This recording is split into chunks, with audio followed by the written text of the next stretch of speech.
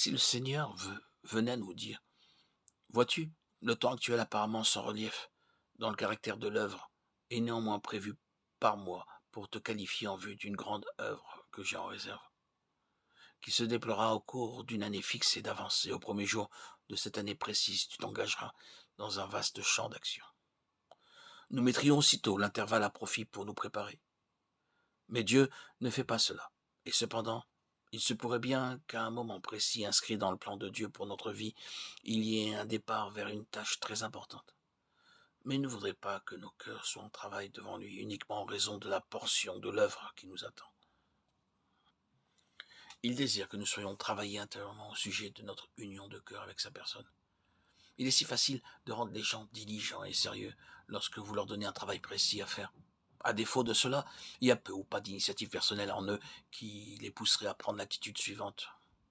Il est fort possible que Dieu ait quelque chose en vue, je n'en sais rien, mais je m'en vais mettre à profit ce temps actuel pour lui, de sorte que je serai prêt s'il devait m'appeler.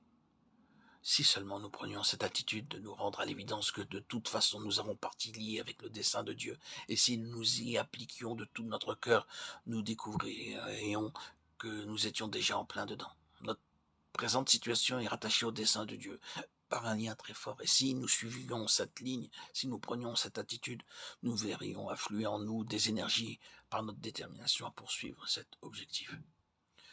Par manque de vision, le peuple s'en va en morceaux. Ce n'est qu'une autre expression pour dire que la perte ou l'absence de la conscience d'un dessein signifie une perte de puissance. Rien n'est plus destructeur d'énergie que la perte du sentiment d'être gouverné par un dessein. Rien n'est plus démoralisant que de perdre le sens d'un besoin bien défini.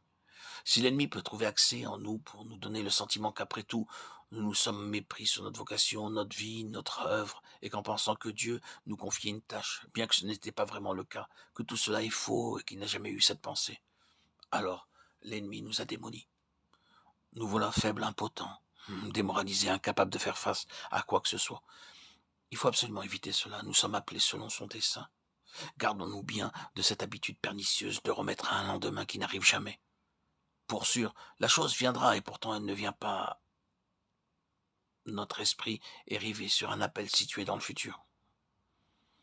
Peut-être la semaine prochaine, peut-être d'ici un mois, peut-être 2 mois, peut-être l'année prochaine. Attention, le diable gaspille notre vie. C'est aujourd'hui, le jour où il nous faut connaître le Seigneur davantage autant que possible. La mesure de notre croissance dans la connaissance du Seigneur aujourd'hui est notre équipement pour le ministère élargi de demain.